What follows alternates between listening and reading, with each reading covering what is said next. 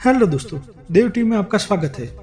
आज मैं आपको महाभारत के 3 बड़े श्राप जिनका असर आज भी बना हुआ है उसके बारे में बताऊंगा।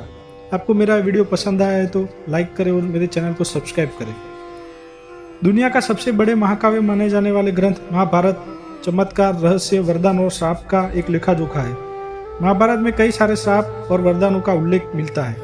अधर्मियों को उनके कर्मों के अनुसार श्राप देने का अधिकार हर उस व्यक्ति को था जो कि धर्म और सत्य का आचरण करता हो।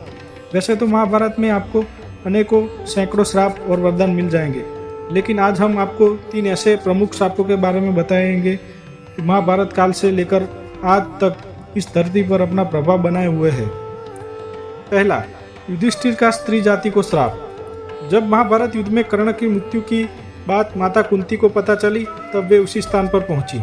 अपने ज्येष्ठ पुत्र का मृत शरीर देखकर वे जोर जोर से रोने लगी। जब पांडवों ने अपनी मां को इस तरह विलाप करते हुए देखा तब वे उनके पास पहुंच गए और युधिष्ठिर ने उनसे पूछा कि माता, आप अपने पुत्रों के शत्रु की मृत्यु पर आंसू क्यों बहा रही है। तब माता कुंती ने पांडवों को कर्ण के जन्म का राज बताया। कर्ण पांडवों का बड़ा भाई था। यह बात सुनकर वे निराश हो गए। उन्होंने अपने हाथों से अपने भाई का वध कर दिया था।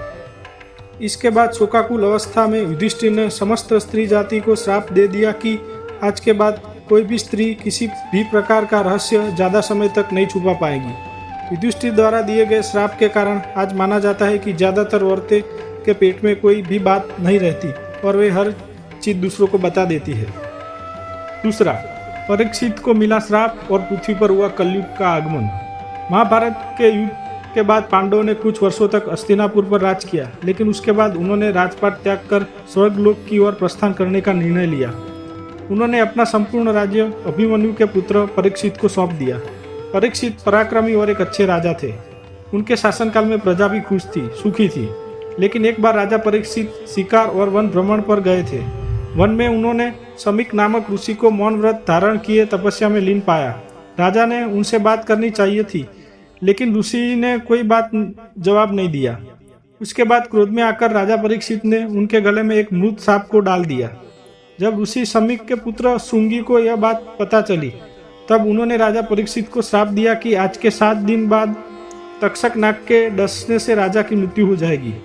कलयुग को संपूर्ण पृथ्वी पर राजा परीक्षित का भी भय था, लेकिन जब 7 दिन बाद नाग के डसने से राजा की मृत्यु हुई तब कलयुग पूरी तरह पृथ्वी पर हावी हो गया और जिसका असर आज तक बना हुआ है।